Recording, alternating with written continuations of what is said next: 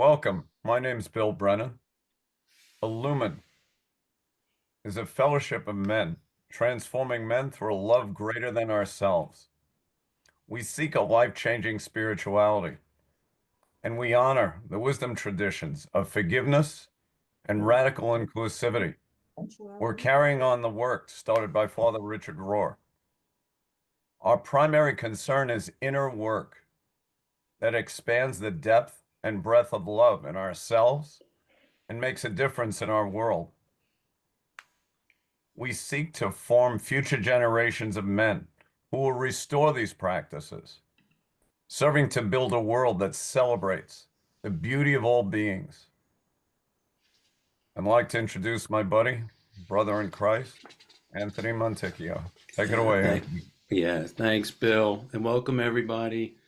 Uh, I want to especially thank Bodie, Katie, and Chelsea for being with us tonight. You'll hear from them in a few minutes.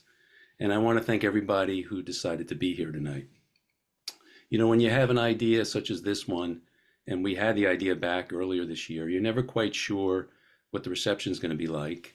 But when I saw the sign up list and I see everybody here tonight, it makes me feel good that we're offering something that many want to learn from and learn about. So we always like to start with a story, and Bodhi's going to be starting us off in a couple minutes about why lucid dreaming is important. I thought I'd tell a story of how this offering came to be. So it starts with two men, two dreams, and one phone call. So back in the spring, we were offering the 47 offering, and I had a phone call with one of the men in that offering. And on that call, I told him about a dream that I had with my dad, who was deceased for many years. And it was very borderline lucid dream, I'd say, now that I'm hearing what lucid dreaming is all about. But he came to me at a very important time in my life, and it was very helpful that night, and he comforted me. And just as I finished my story, he told me the same story, but it was about his mom, and he came to her on a Mother's Day, and at the time he needed her. And just at that time, I was taking a class that Bodie, Chelsea, and Katie had offered from the nightclub community. It was offered for free, and I was learning more about dreaming. And that night, when I went to bed, believe it or not, I'm not making this up, early in the morning that night, it came to me, why not try to create a watering hole event? And they were so gracious to say yes. So we decided to do it. The next thought was, when do we do it? And we always like to end our year around this time. We always want to remember Thomas Merton.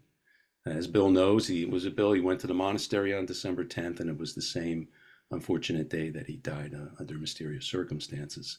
And we always like to remember him. So we thought we would schedule it around this time, which is tonight. We have something special for him as we end the evening tonight. Um, the other thing about timing was we wanted to do it close to winter. Winter is nature's time for withdrawal and renewal. And we thought it would be a good time to start a practice of dream work, or if you have a practice, to deepen it. Um, the last part is it's a free offering tonight. Most watering holes, we always have a small offering, but we wanted to make this one free. It's the first one because what brought us here was Katie and Chelsea and Bodhi's free offering. And we've been offering free council practice twice a month for 7 years now. We wanted to celebrate our 7th year as we close this year. So Andrew recently said, and Andrew is the founder, I guess, of the nightclub community. He recently said, you can't add years to your life, but you can add life to your years. And that's our hope for you tonight. We see this as what we like to call a generative practice that you might want to explore. You'll have to learn how to speak its language, and it's one the right brain revels in. And the guides are here tonight to help us get started. There's something for both beginners who just want to start using dream work as a practice and those that have been down the path some. So a little bit about our format. Our format tonight will be a little different if you've been to some other watering holes. We're going to start with ritual. So ritual is a cornerstone of Illumin's teaching, learning technique. And it grounds the teaching, whatever the theme's going to be. Tonight it's dream work. It grounds it in the body through movement. So we're going to be doing a couple simple movements in short to start the night off with. After the ritual's over, Bodhi will get us started on sharing the teachings. and then Chelsea, and then Katie. Katie then will transition us into small breakout rooms for about 10 minutes each. After the breakout rooms, time permitting, there'll be questions and responses. After that, there'll be a resource page that we'll share if you want to follow up, which we hope you do. And the next watering hole in January, we'll talk about with Ian McGilchrist. And these two watering holes actually go together because what Ian talks about is right brain knowing. And what I'm learning is a lot of this dream work is right brain knowing. So we'll talk about that as we close tonight. We're going to have a special closing. We mentioned Thomas Merton, who is, by the way, one of the 5 people when the Pope came to America, he said to follow up on and learn about. So we'll have a special tribute to Thomas. And then there's a song we're going to close with tonight. And we're going to remember Joel. Joel was one of the wisdom teachers in Illumin. And Joel always liked to use music. He was a singer, a songwriter, and a guitar player. And he always liked to bring music into his work. And so we'll close with a song from a local boy here in New Jersey, Bruce Springsteen. And he wrote a song called I'll See You in My Dreams. So we'll close with that tonight. So timing tonight, we said about 90 minutes. We may go over a little bit. Hopefully that's okay if you can hang in there. If not, the recording's on. You could always catch up on the recording. So I would say relax. You can see we have a full night planned for you. Deep breath in. I always like to use the deep breath in, a slow release out. We'll be using that technique quite a bit tonight. I call it my light switch during the day. It just kind of centers me and grounds me no matter what's happening. So why ritual? Wisdom traditions of old, intuitively learned. He'll help us get started. But I want to transition now to the nightclub guides. Bodhi will help us get started on why lucid dreaming is important and to share with us some of the benefits of lucid dreaming. Welcome, Bodhi. Thank you, Anthony. Hello, everyone. And it is a pleasure to be here tonight. Thank you so much for inviting us. So I'd like to get started with what is lucid dreaming. So it is being aware that you are dreaming while you are dreaming. And it's a spectrum. And so just to know that you can be a little lucid, or you could be hyper lucid, or somewhere in between. So a little lucid might look like you're in a dream, you're being chased by some bad guys, and all of a sudden you realize, hey, I'm dreaming. And maybe in that moment, the drama takes you back into the dream and you're not lucid anymore. And you continue to be chased by bad guys.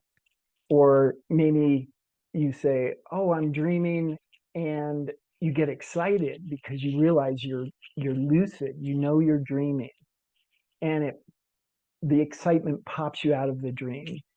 So maybe that's maybe on the low end of the spectrum where you where you just barely get in.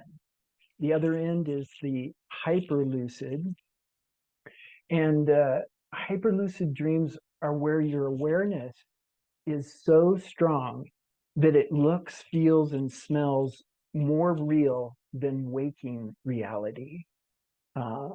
Sounds crazy, but it's really awesome. The colors are more vibrant than in your waking life. Everything's just more vivid. So that's hyper lucid dreaming. So you can be somewhere in between those two.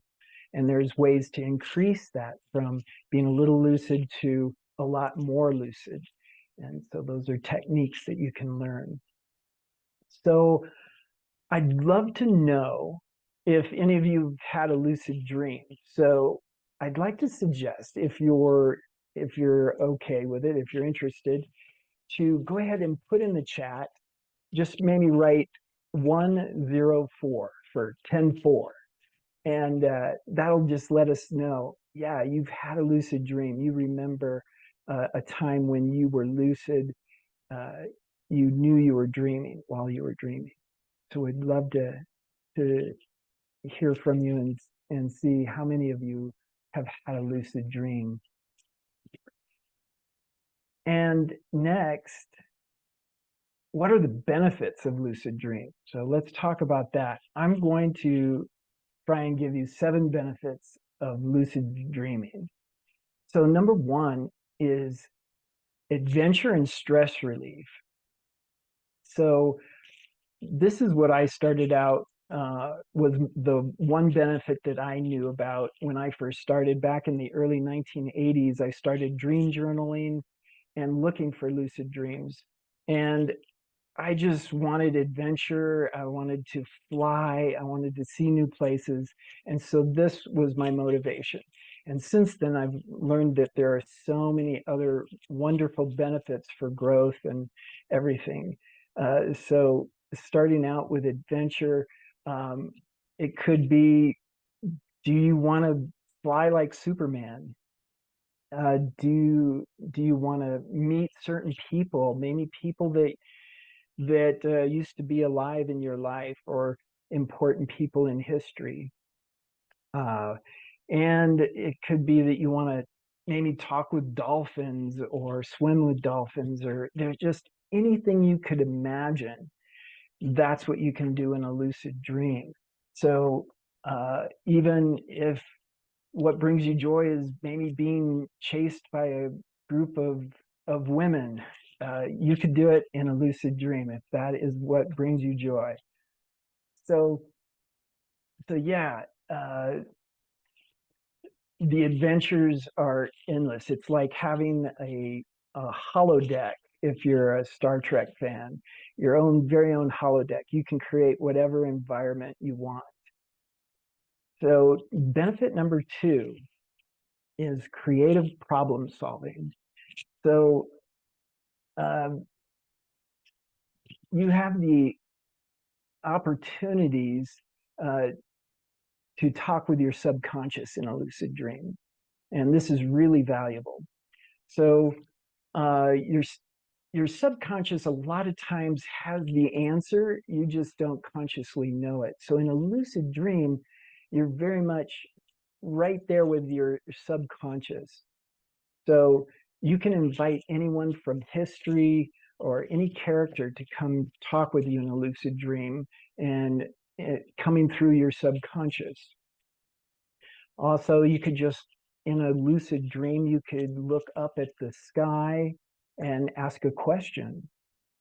So whatever it is that you're working on or you want to know, you can find that in a lucid dream. So one example is if you're having problems with somebody at work, or some kind of relationship perhaps in life, you can invite that person into your lucid dream and ask them questions. You can work out difficulties. You can discover what's their perspective. And it's pretty amazing because probably the next day that you go to work or meet that person, you might find that the relationship has shifted a little bit. So people cite that amazing changes in their waking life happen after working out problems in their lucid dream. And number 3, skill building and learning. So have you ever wanted to learn something, and it'd be nice to have a little extra time learning it. And like Anthony said, there's so much time that we spend sleeping and dreaming throughout our life. We can be using that to build skills or to learn things. So maybe it's a new language, maybe it's a musical instrument. You could invite one of the world's best teachers for that, to be your coach in a dream. So some people are perfecting basic, skills that they want to work on. They can work on that in the dream world. Benefit number 4, personal growth. So our ego it does a great job hiding our shadow from us. And our emotions can get buried, and they simmer like in the subconscious. And so we might not know what's going on with us. We're kind of, it's just like the connection between the subconscious and the conscious might not clearly be there as far as emotions that we haven't expressed. Maybe there's emotions we didn't express when we were really young. So, but they're still there. They're still in the body. So being able to directly ask questions to the subconscious is one way that you can use lucid dreaming for personal growth.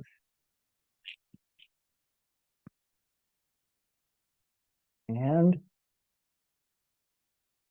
benefit number 5, this is a really exciting one, healing. So healing mentally, emotionally, physically, it's all available. So biology of belief, if you looked into that, if you can see things and see healing, see something healed, there's something that happens with your belief and your body's reaction to that. And so lucid dreaming, because it seems so real, you can do amazing things with healing yourself, healing others. So yeah, there's such a vast like study or area that you could look into healing. And if there's something you're interested in on that subject, there's going to be a question and answer part in a little bit, and you can ask questions about that. And benefit number 6. So spiritual growth. This is a really amazing benefit because you can be exploring the nature of consciousness. These are things that we, in our busy life schedule, we don't always get to really think deeply about these kind of things. But who are we? If we're not our bodies, what would it be like to experience not being in a body? What is that like? And you can do that in a lucid dream. Also cultivating mindfulness. Just lucid dreaming is you being mindful while you're dreaming, while you're sleeping. And so that correlates into your waking life. And vice versa, your waking life, the more you're mindful in the waking life, the more you can achieve being mindful and having lucid dreams in your sleeping life. So the other part of spiritual growth that I'm really excited about and am exploring currently is preparing to die. So this is a really big transition in life, and we avoid it so much. It's like that, that's someday, but it's such a spiritual transition. It's like the big crescendo in our life, and it can be really joyous and beautiful. And lucid dreaming can help us prepare for that. And number 7. So number 7 I left as a question mark because I'd love to leave it mysterious. So I invite you to think, what could be a 7th benefit of lucid dreaming?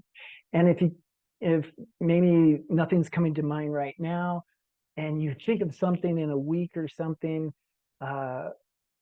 contact me through our website or whatever. I'd love to hear, what do you think? What did you come up with as possibly a 7th benefit for lucid dreaming? So with that, and before I hand it over to Chelsea and Katie, I'd like to give them a brief introduction. So this last summer, both Chelsea and Katie were selected to participate in a lucid dreaming study at Northwestern University. Both women were able to send messages to researchers from within lucid dreams. Also this summer, Katie was a presenter at a lucid dreaming conference. Her paper was on healing and lucid dreaming. And with that, I welcome Chelsea. Thank you so much, Bodhi. Thank you for sharing the benefits of lucid dreaming. And I'm going to share a little bit about sleep hygiene and dream recall. So I'll put my slides up right now. And can you all see that okay? It's good? Okay, wonderful. So we'll begin. So quality sleep is essential for dreaming. We need to have quality sleep to be able to dream. We dream the most when we're in REM, which is rapid eye movement sleep, also known as dream time, as Anthony said earlier. And our longest periods of REM are typically the 2 to 3 hour window before we usually wake up. So good sleep hygiene really establishes healthy habits and environmental conditions that promote consistent, restful sleep. Lucid dreaming works with the subtle, energetic body, which can be more sensitive to environmental factors. And sleep hygiene really embodies devotion towards our dreaming practice because our bodies are the filter in which we experience our minds. And I also wanted to say you'll have these slides and then also the recording. So I'm going to be going through things quickly. So I just didn't want you to feel like you had to rush writing things down. So how do we create a conducive space for sleep? Here's a couple of things we can do. We can maintain a regular sleep schedule. So go to sleep and wake up around the same time each day, plus or minus 20 minutes, and avoid taking naps longer than 30 minutes. I know that can be hard sometimes. They feel really good, but you just got to cut it off at 30 minutes because it can actually interrupt your sleep pressure and make it difficult for you to fall asleep that evening. You want to make sure it's dark because that supports the production of our melatonin. If we have too much light, it could affect our ability to fall asleep. If you live in a city where there's lots of light, you can get a sleep mask to keep things dark. And then it's also recommended in the evening that you have low light. So you can do this by turning your lights down, by getting some candles, or even have a red light. You want to keep the space cool, so around 66 degrees Fahrenheit. You want it quiet all night long, so you can use a sound machine or earplugs if needed. And you really want your bedroom to be a sanctuary for sleep. So don't multitask in your bed. Associations are really strong. So if you get into bed and you start using your phone, your brain can create the association that when you get into bed, what do? You look at your phone. You want to create the association of when you get into bed, you're going to sleep, or you're using your bed for intimacy. You'll also want to keep your space really tidy so it's inviting so that you want to go to bed, that you want to go into your bedroom. Next, we have mindful consumption. So you want to avoid having a large meal before going to sleep.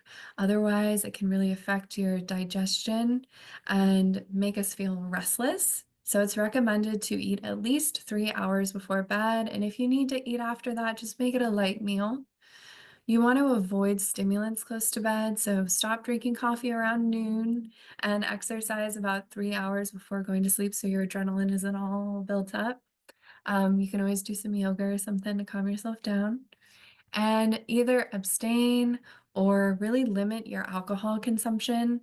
Alcohol is one of the most potent suppressors of REM. And so I noticed for myself when I stopped drinking alcohol, I was able to remember so many more dreams. So try this out and see if you also experience the same thing. Another one is mindful social media and news. So, what we take in during the day can actually impact our dreams at night. Do you ever notice that you dream about something that happened during the day? So, if we're scrolling through our phones, for example, and we're mindlessly taking in whatever is showing up in front of our screens, we might not be able to remember what we did for the last 30 minutes, but it's still going through our eyeballs, going into here. So just to be mindful about what are we taking in. And then remove any electronics with screens from your bedroom and pull yourself away from computers, tablets, and smartphones for at least 90 minutes is what the research says. And then you can go up to 3 hours or longer, whatever inspires you, really. If 90 minutes sounds like a long time, then you can start out with 30 minutes. Just be patient with yourself, be gentle with yourself, and then build up. And you can always turn off your phone for certain hours of time. I usually have my phone off between like 7:30 p.m. until 7:30 a.m. That's felt really good for me. I'm grateful that I have the ability to do that. And then turn off your Wi-Fi if you're also able and see if that impacts your dreaming too. So now I'm going to talk a little bit about dream recall. So we dream about 3 to 7 dreams each night. I may say that, and you may think to yourself, I don't have any dreams tonight. I'm just going to put something out there. Maybe you're not remembering your dreams, but you are having 3 to 7 dreams each night. So I'm going to share some tips for how you can start cultivating a deeper relationship with your dream life so that you can remember these dreams. So dream recall and journaling are core to the lucid dreaming practice and can really support your connection to the dreaming mind. So one of the first things you can do is you can set an intention to remember your dreams. So the intention could be something light. Tonight, may I remember my dreams. And I recommend that you say it at least 3 times before you go to sleep. And you can also say it throughout the day as well. We can all say it together right now. Tonight, may I remember my dreams. All right, we've already got one, just 2 more left. And then when you wake up, either in the morning or in the middle of the night, whenever you wake up and you think to yourself, oh, I had a dream, try to lay still, keep your eyes closed, and just try to remember what you were dreaming. Ask yourself, what was I dreaming? Because if we move, it actually distracts us from the memory. It pulls us away from the memory of our dream. So just stay still. Keep your recording method next to your bed so you can write down your dreams right away. Your recording method could be audio or it could be writing it down in a dream journal. It's whatever you feel inspired to do. I know some folks like to use their phone because they have a transcription app.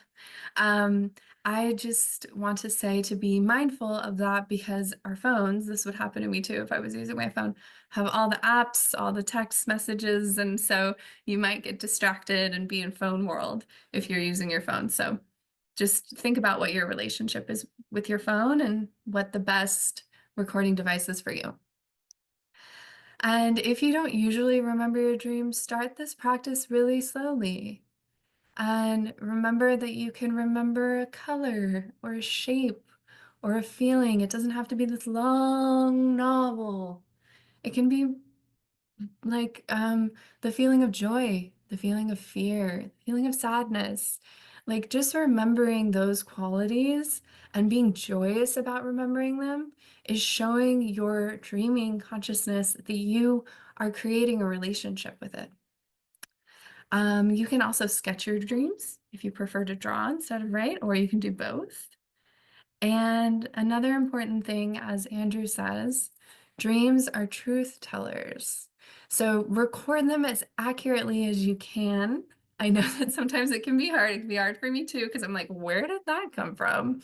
And try not to like judge yourself. This is just happening, arising within our minds, and we get to learn about it and reflect and then ask ourselves questions about it. So don't edit your experience. You can really learn about your mind, but by observing what you discover each morning. So, my last little offering for you are state checks. So, state checks are a way to question our state of reality by asking, is this a dream? So, what you do is you question your state of reality. Are you waking or are you dreaming? You look around and you say, is this a dream? So, I'm going to invite you to all do this with me. You'll look around and you'll say to yourself, is this a dream? And look around the room and really be curious. Is this a dream? Feel that sense of wonder within you. Is this a dream? And if you'd like to, you can share in the chat. Did you feel like it was a dream at all? Did you start to notice that feeling, that questioning inside of you of, oh, maybe this is a dream? You can also look at your hands throughout the day. Say, is this a dream? If it's a dream, you're going to have many hands, maybe, or less fingers, or you could have really big hands or really small hands, but they're not going to look like they do in the waking state. You can also jump throughout the day, so jump up in the air, and you're going to ask yourself, is this a dream? And when you jump up and you're in a dream, then you might keep floating into the sky and fly. Or you might go into the ground like a mole, or you might jump on the ground like a trampoline. And then the last one that I have for you is attempting to read text. So this is Andrew's business card. It says, is this a dream on it? I have it right next to my desk. And I'll look at it throughout the day and I'll ask the question, is this a dream?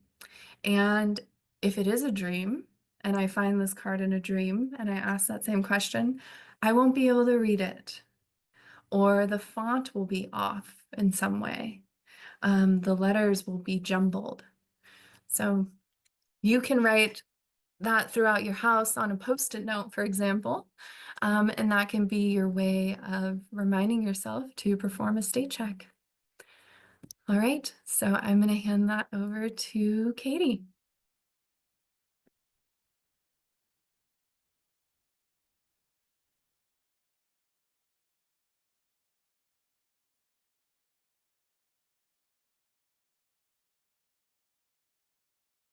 Katie, you're muted. Thank you. Thank you, Chelsea. And thank you, everyone, for being here tonight. My name is Katie Love, and I'm going to take us a little bit deeper into how to lucid dream, some foundational practices for lucid dreaming. Can you all hear me okay? Okay, great. Great. So before I go into these foundational practices, I want to say that it's very important to meet yourself where you are in this process. So we're presenting this in a layered format where we start with sleep hygiene and then go to dream recall and then lucid dreaming foundational practices. So if you're struggling to sleep well or feel like you're getting enough quality sleep, start with sleep hygiene and focus deeply there. If you're sleeping well, but you're not necessarily remembering your dreams, focus on dream recall. And if you're sleeping well and remembering your dreams, bring your attention to lucid dreaming. So really meet yourself where you are in this process and be compassionate and patient with yourself in it as well. So I'm going to introduce these 3 foundational lucid dreaming induction techniques: belief, intention, and meditation. And these 3 foundational lucid dreaming induction techniques are foundational not only because they are suitable for beginners, but also because they are effective no matter where we are in our dreaming practice. These 3 techniques, Bodhi, Chelsea, and I continue to use because they are so powerful. And you can continue to go deeper with them and expand them in new ways. So starting with belief, I want to begin with a question here. On a scale from 1 to 10, to what degree do you believe you are capable of lucid dreaming? So if you have never had a lucid dream, do you believe that that's possible for you? And to what degree do you believe that? If you have had lucid dreams, which I noticed about 25 people said they have had at least one lucid dream, which is great. Maybe the question is, to what degree do I believe I'm capable of achieving or experiencing what I would like to in a lucid dream? So just notice where you are on that scale from 1 to 10. And then consider, what would you need to do in order to make that number a 10? Some possibilities are you might seek scientific evidence from trusted sources. So there are so many studies currently out on lucid dreaming, and there's a recent study that actually proved 2 lucid dreamers could communicate with each other through a lucid dream. So sometimes it's helpful to have this empirical data about lucid dreaming being possible and about what is possible in lucid dreaming. You could also learn about lucid dreaming through reading different books, watching videos, listening to podcasts. There are really an abundance of resources available in lucid dreaming that can help to fortify your belief. You might also choose to receive support from an experienced guide. This could be a friend or a family member. It could be a coach or a teacher, a spiritual leader, someone who you trust, who themselves is a lucid dreamer. You can also connect with a community of lucid dreamers. This is one of my favorite ways of enhancing belief. Hearing about other people's experiences with their first lucid dream or an amazing lucid dream they had can really help to strengthen belief. And you can also work with shifting limiting beliefs to empowering beliefs. So you might have a belief, consciously or unconsciously, that I cannot have a lucid dream, or I cannot travel through time in a lucid dream. Whatever that is, whatever that limiting belief is, wherever that doubt is, identify it and shift it to an empowering belief. Something like, I believe I can walk among the clouds in a lucid dream.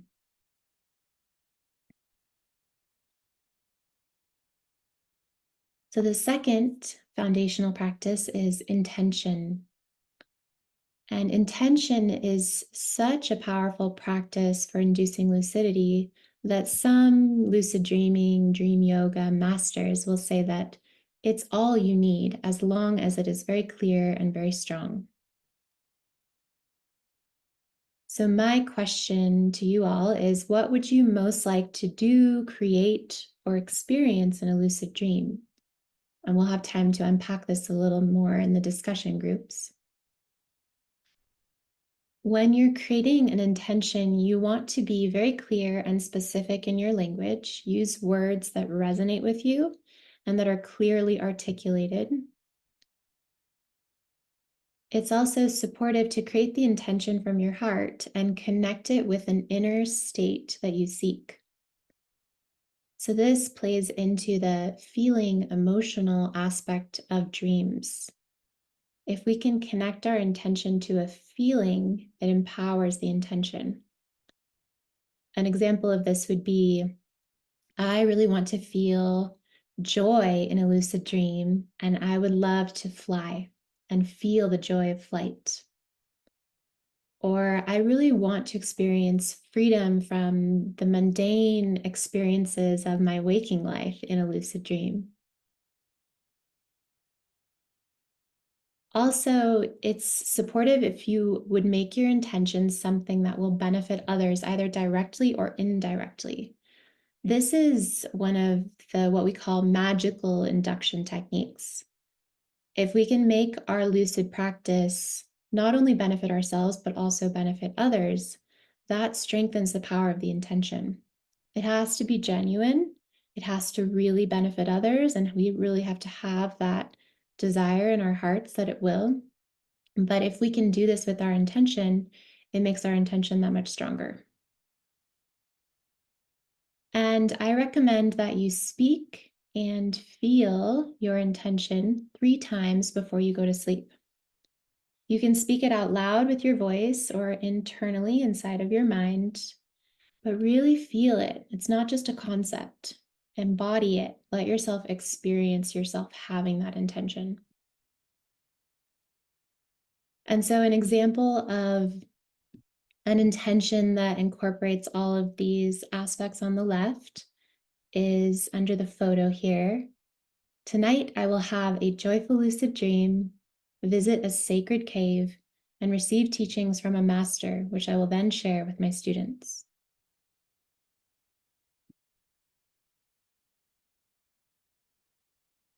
So the third and final foundational technique that we will be discussing tonight is meditation. So why is meditation so important for lucid dreaming? Well, I bring you to this quote beneath the photo on the right. Thoughts are to waking consciousness as dreams are to dreaming consciousness. It's a quote by Andrew Holecek. And what this means is that whatever is happening in our waking minds during the day with our thoughts is correlative to what will be happening in our dreaming minds at night with our dreams. So if our minds in the daytime are moving rapidly, there's not a lot of space in between the thoughts, we are lost in thought, we are lost in story, this is very likely to be what will happen when we're dreaming in the more subtle mind. Those waking thoughts will turn into dream images. So meditation is a way of working with this, cultivating lucidity in the waking state as a precursor and a support to cultivating lucidity in the dream state. A meditative mind is an aware mind. An aware mind is a lucid mind. Lucid minds have lucid dreams. So we recommend finding a meditation practice that you enjoy doing and that works for you. There's so many different options of meditation practices that you can choose from. Sitting, standing, lying down. You can do mini micro meditations frequently throughout the day or a few longer sitting sessions. There's so many different ways you can play with this, and I really recommend not choosing a practice or continuing with a practice that really feels like a chore. It might feel like work, but it shouldn't feel like a chore. You want it to feel joyful and like something you're choosing to move towards. And so you'll want to do this practice throughout the day. And for lucid dreaming, especially, it's important to do before sleep, to clear the day out of the mind before you go to bed. So I'll leave you with this very powerful lucid dream inducer, which is a variation of the wake and back to bed method. So 2 to 3 hours before your normal waking time, in that window that Chelsea talked about, the prime time dream time window, that 2 to 3 hours before until you wake up, you want to wake up 2 to 3 hours before you would normally wake up. Meditate for 15 to 20 minutes. You can do this seated or lying down. It's a little bit more powerful if you're seated, but if you're a light sleeper, you might want to stay lying down so it doesn't wake you up too much. After you meditate, you reinstate your intention 3 times and then go back to bed. This is a very powerful way to induce lucidity, and it's relatively easy and accessible to most of us. So this concludes the content portion of our evening. And we are now going to transition into the discussion groups, which will be followed by Q&A. So if you have questions for us, just hold that until after the discussion groups. So I'm going to read the discussion questions, and then you will all be sent into groups of 3 and have about 10 minutes in those groups. Question number 1, how important is sleep to you? Do you see value in prioritizing sleep? Are there any sleep hygiene practices that you would like to implement to improve your sleep? Number 2, how is your dream recall? Have you ever had a lucid dream? If you feel inspired to cultivate lucid dreaming, what would you currently like to experience in your lucid dreams?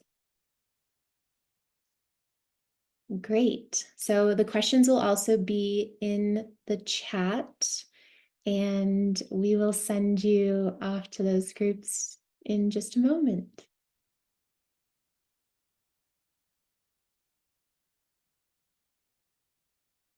It's always a little tricky.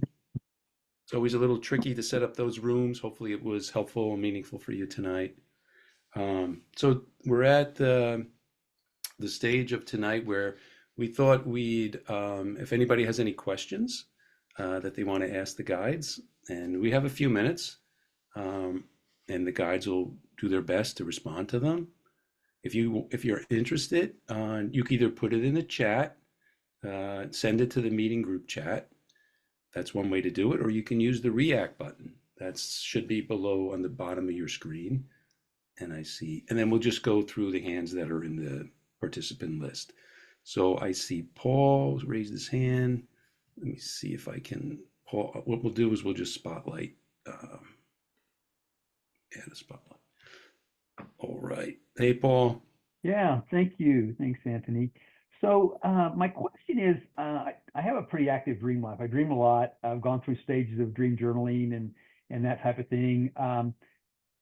I find that I have dreams that are very vivid, but there's really no words around them. I mean, there's no way I could write it down. And I'm just kind of curious if this is something you've heard about before, if there's a way to kind of tweak this to get something out of it other than just this memory of having this dream. Yeah, thanks, Paul. So when you say there aren't any words around it, you're not hearing any words in the dream, or it's difficult for you to like describe the dream? It is impossible to describe it. I mean, I don't know where to start with it. Yeah. And I'm wanting to ask you more questions just to Sure. make sure that I can. And so when that happens, like, does it feel like it's ineffable in a way? Yeah, it does. Okay. Yeah, I would invite you to maybe touch more into the feeling of it rather Okay. than like what is the narrative of it. When you wake up in the morning or like the Mhm. details of it, just see how you start feeling into like how do you feel when you wake up? And Okay. also you can feel into like, do you have any sensations in your body in particular at that moment? Because that could help you like unlock a little bit more about what is actually happening in the dream. Okay. And I'd love for you to reach out to me and let me know if like either of those work. Okay. Good. Yeah, I'll try Yeah. it. Thank you. Thank you. Great. Thank you. I All would. right, thanks, Paul. Okay. I'll lower your hand, and Rico is next, right, Rico? Wait, let me get you. Yeah. Rico. Hold on a second. Yeah, I would like to ask, so entering this, I had this idea that lucid dreaming was where I was sort of directing the dream and making it happen versus being aware that I'm dreaming, but it's still just kind of going wherever it's going. And I'm curious on that. I have a lot of vivid dreams, and I might even sometimes be aware that I'm dreaming, but actually making it something like, okay, I want to fly, and now I'm flying. And so I would like some clarification about that aspect of lucid dreaming. Yeah, absolutely. Thank you for the question. So lucid dreaming is simply being aware that you're dreaming while you're dreaming. Beyond that, there's a spectrum of what you're able to do, how vivid the dream is. This is a little bit of what Bodhi was talking about in his presentation. So what you're talking about when you I think you said when you are controlling the dream, there's an active engagement that's happening. Perhaps there's an intention, and then there's something that we're trying to accomplish or carry out in the dream. And we can also be in a more receptive state when we're lucid dreaming. So we can just be present and witnessing what is unfolding around us. Now, in order to do these different degrees of lucidity, it requires different levels of stability. So again, like what Bodhi was speaking to in his presentation, if we're just barely lucid, we might know we're dreaming, but we're not actually able to carry out an intention or manipulate the dream in any way or co-create with the dream in any way. But if we're strongly lucid, we start to have the capacity to engage more with the dream, to recall our intention and act in accordance with it, with the lucid dream. So it's all just a matter of degrees, but a lucid dream is simply, I am aware that I'm dreaming while I'm dreaming. That's it. And then we can play with it from there. Yeah, thank you so Thanks, much for Ree. the question. Yeah, thanks, Rico. Thanks, Katie.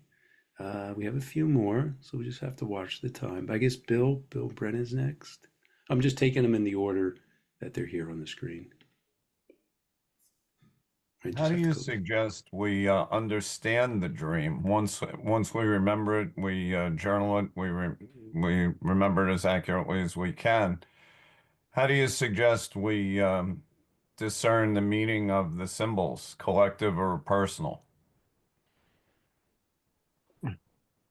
Well, I would suggest, uh, you just think about it. Make sure you write it down, think about it. But then the next time you go to sleep, maybe that's your intention. Like, in my dream tonight, I really want to know what was the meaning of that symbol that I had last night. What is it? And so your subconscious, so now you're trying to ask a question of your subconscious, and it might give you an answer in a normal dream, or you might have a lucid dream. So those asking that question before you go to bed the next night can be really helpful. And you might get the answer whether you have a lucid dream or not. Yeah. Thank you. Thanks. Yeah, thanks, Bill. Thanks, Bodhi. You know, early on, there was some questions about offering this offering. And what I loved about offering it was we weren't really going to get into the interpretation kind of side of it. It was mostly just a practice. And I love what Bodhi said is let the mind kind of give you the answer instead of looking for somebody to interpret it for you. Because I always thought, how could they? It's your life, it's your dream. But that would just be my thoughts on it. All right, so next, Vincent is next. Here you go, Vincent, if you're on mute. Yeah, so can cannabis help or hinder lucid dreaming? It actually hinders lucid dreaming. It hinders dreaming. Yeah, and so if you actually stop smoking cannabis or ingesting cannabis, you'll notice that a lot of people report this, that they'll get an huge influx of dreams right after that. And so I don't know the exact science. I just know that it's also a REM suppressor, similar to alcohol. Yeah. Yeah, because sometimes I'll take a gummy before going to bed, and I find it helps me sleep deeper. Yeah, so with stuff like this, you really want to pay attention to what's good for you. So what's really important to our health is sleep. So maybe if you need that cannabis as like a medicine for you, then you could use it like every once in a while, like you say that you do, but it's not going to be in your system for a long time. So maybe use it a couple times a week. And then on the nights where you aren't using that medicine, you can try to do some dream work. Yeah. Thanks, Chelsea. Thanks, Vincent. Vincent, come back in January because we're going to ask that same question to Ian.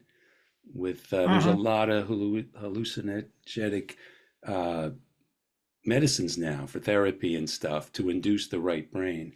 So we're going to ask the same question to Ian next in January. So definitely come back. All right. So thank you, Vincent. Next is Michael Camarino. There's a couple more. Let me get Michael Camarino here. Michael, hi. Thank you. Um, do you have any recommendations or suggestions for those of us who have to sleep with a sleeping device like a CPAP that sort of interferes with sleep? Um, Hmm. Yeah, so what I always say is just do the best you can with whatever situation that you're in, whatever conditions that you have. And so you know, you can still apply a lot of the sleep hygiene practices like creating a dark room and creating a sound condition that is conducive to sleeping. But I'm actually curious, could you give me a little bit more detail about that? So, because I could probably help a bit more if I knew specifically what the challenge feels like for you with that. well, the challenge is that if you don't have the sleep pat machine working, you stop breathing, and you're conscious of the fact is that the machine sometimes makes a little bit of a noise. It isn't always comfortable and disrupts sleep, uh, causes you to twist and turn a lot. And sometimes it, your breathing becomes, you're more conscious of your breathing because of the fact that you need that CPAP to keep you from snoring and keep you from, and cause you to continue breathing. Yeah. Yeah, thank you for sharing that. So what I'm noticing with this is a situation we call putting wood on the fire. So if we can create the perfect ideal conditions for lucid dreaming, and we don't have any obstacles to that, that makes it easier, right? But then putting wood on the fire is either intentionally or unintentionally making the conditions more difficult around whatever we're trying to achieve.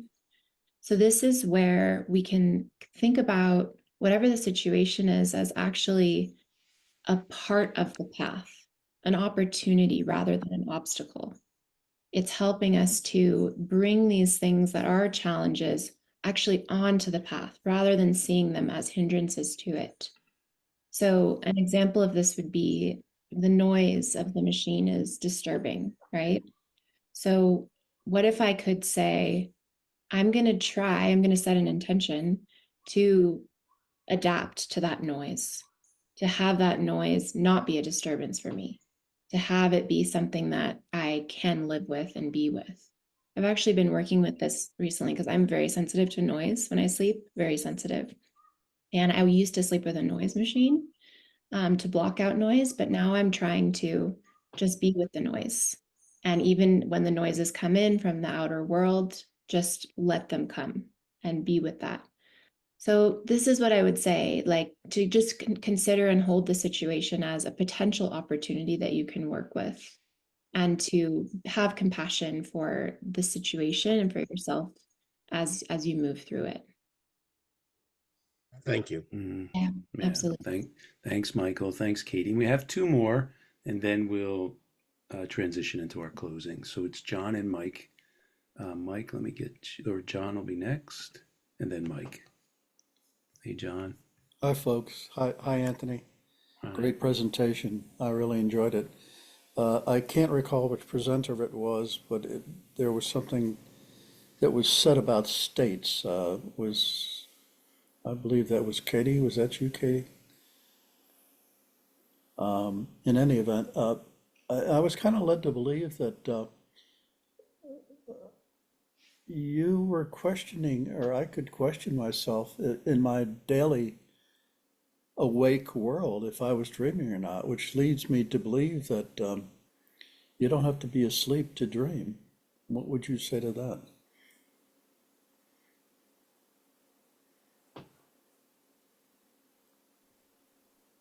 I would say you're absolutely right.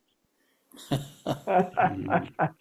That's a deep subject, and you're well thought out. Very good. That's So yeah. you could be lucid dreaming while you're awake then. There are yes, there are ancients and there are people that follow that's part of their tradition. That's Can I add a As little bit too? So, please. lucid dreaming is a way of becoming more aware that we're dreaming in the dream, right? And so it's a bi-directional process. The more lucid we are in the day, the more lucid we are of the dream during the day, the more lucid we'll be during the night when we're dreaming. So you're spot on, John. Yeah, and just very quickly, Bodhi, you talked about traditions. Are you talking about Asclepian dream healing? I'm not familiar with that, but that definitely sounds interesting. Hmm. Okay, thanks. Yeah. Yeah. Yeah, and I'll just say that's a deeper level of this practice. It's waking up not only to the fact that we're dreaming while we sleep, but also waking up to the fact that this is also a dream. It's just a shared collective dream. Yeah. Yeah. I love the fact that the play on it, that once you start learning more about the night, it informs the day, and then it's fortuitous. It's like they feed into each other, and that feels true and right. Thanks, John. Thank you. So, all right, there's two more now. This is the last two. It's Mike and then Bill. So, Mike, see if we can quickly do it because we're getting close to the 9 o'clock hour, and we do want to end. I know we're going to go over a little bit, but we'll try to keep it close. You're just on mute, Mike, if you want to go off mute.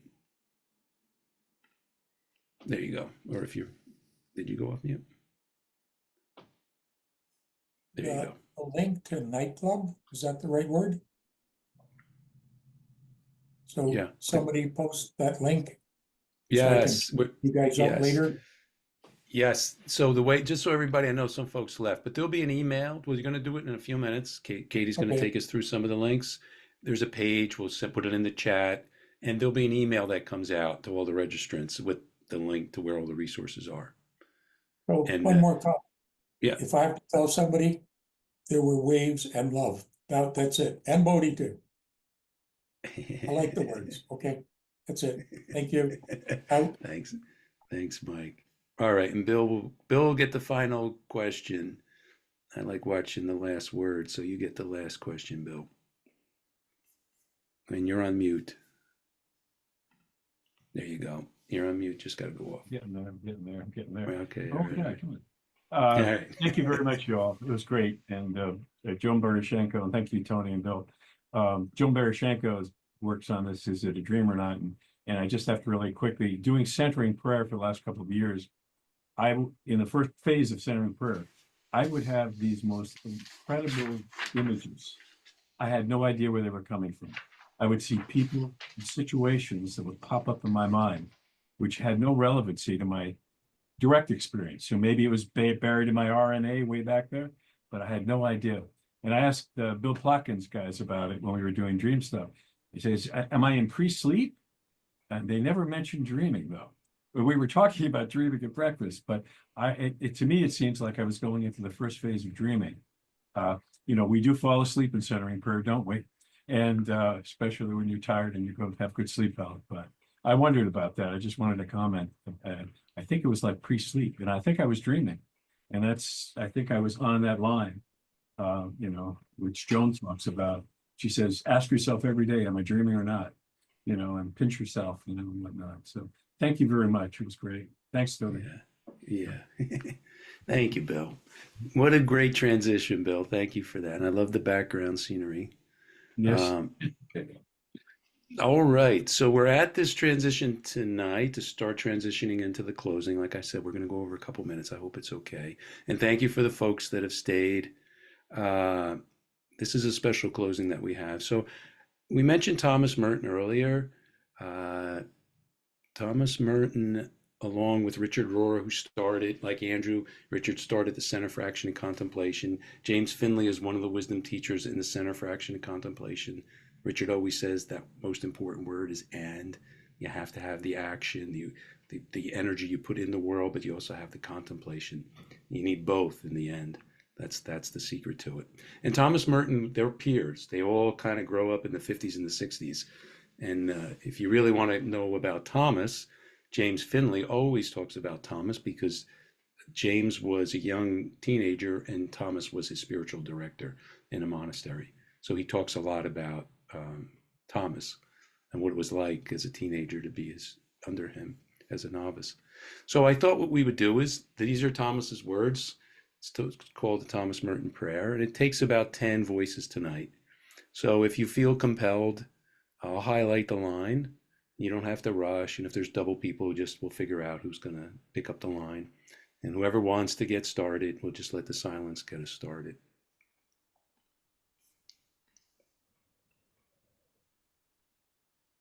My My Lord, Lord God, I have no idea where I'm going. I I do do not see the road ahead of me. nor do I really know myself. And the fact that I think that I am following your will does not mean that I am actually doing so. but I believe that the desire to please you does in fact please you. And I hope that I have that desire in all that I am doing. I hope that I will never do anything apart from that desire. And I know that if I do this, you will lead me by the right road, though I may know nothing of. Therefore, will I trust in you, always, though I may seem to be lost and in the shadow of death. I will fear not, for you are ever with me, and you will never leave me to face my perils alone. Amen. Amen.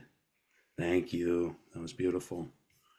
So we always like to remember Thomas this week. Just a quick aside, the Center for Action and Contemplation is really a fulfillment of a vision that Thomas Merton had to bring together all faiths and dialogue in one place. Yeah. Yep. You know, people often ask, is Illumined? One guy asked me, he said, I can tell it's not Catholic, but is it Christian? And I said, well, the way I see it, we really don't prescribe any particular faith. We just want you to deepen whatever it is you have. That's the way I kind of see Illumined. So next, somebody asked about the resource page. So let me go through that, and we can put this in the chat. So this all started because we have this midlife offering called 47, Navigating the Midlife Passage. And we wanted to include dream work when we were designing it. We ran out of time. And so we started the offering without it. And now, thankfully, with this year, we now have a page and a set of resources. So the first section here, here's the image. If you really want to hear the music a little better, there's some links here. The song we're going to go over, Bruce Springsteen. Andrew's opening is there if you want that. And then maybe, Katie, you can take us through some of this, right? Some of the books that you recommended.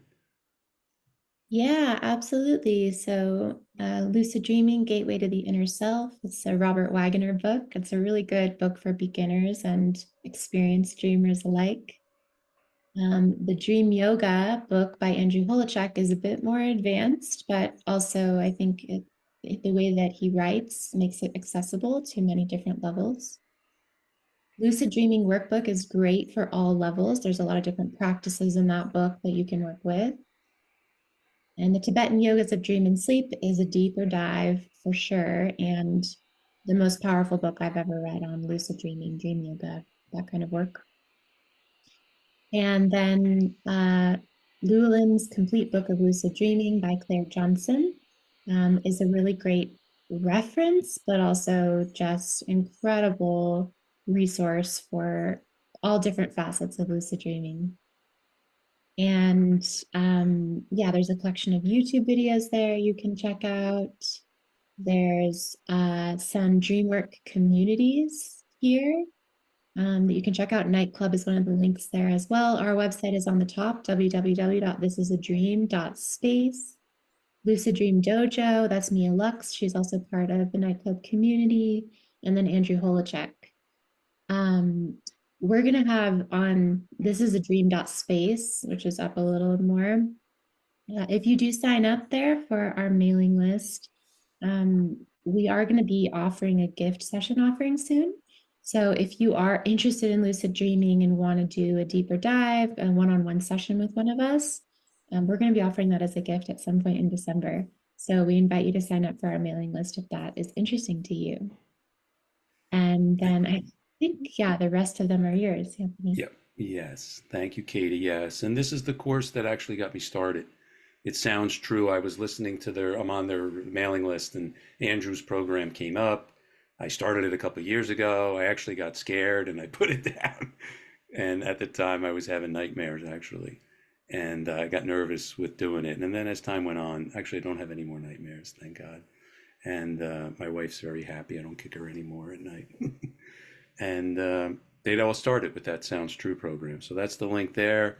This is just the basics of sleep. There's tons of links. Hopefully you just want to search it. We hope we inspired you and encouraged you to do that this winter. The other chat, and thank you, Chris, for putting it in. If you go to illumin.org, we have a new website. It just got fired up the last couple of weeks. It looks so nice. We have a lot more pictures and stuff. And if you scroll to the events, they're actually to the bottom of the page. There's a link. This is the one that's coming up in January, Ian. And Ian talks a lot about how we need to be more right brain connected. So that's there. Now for our closing, it's our tribute to Joel Blanc, right? Everybody knows him in Illumin. He was a wonderful man. He died way too early. He had brain cancer, and we want to kind of remember him tonight. We actually want to remember all the loved ones. So while I'm lighting this candle, this is a song Bruce Springsteen wrote for a close friend of his that died a couple of years ago, and it's called I'll See You in My Dreams. And I thought a good way to end tonight, let me just get this lit. Come on. A good way to end tonight would be for you to place in the chat a loved one that's passed, and maybe your relationship to them. So for me, I would say my dad, Louis. And if I remember,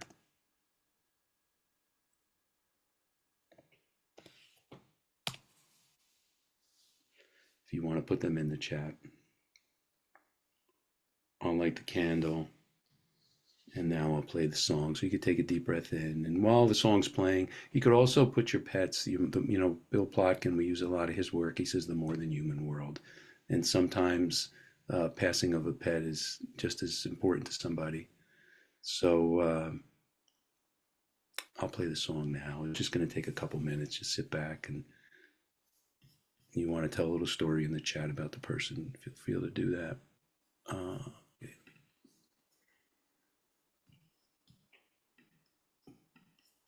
Just let me know if you can hear the music so I have it right. Well, I couldn't think of a better way to end tonight than those words. I'll see you in my dreams.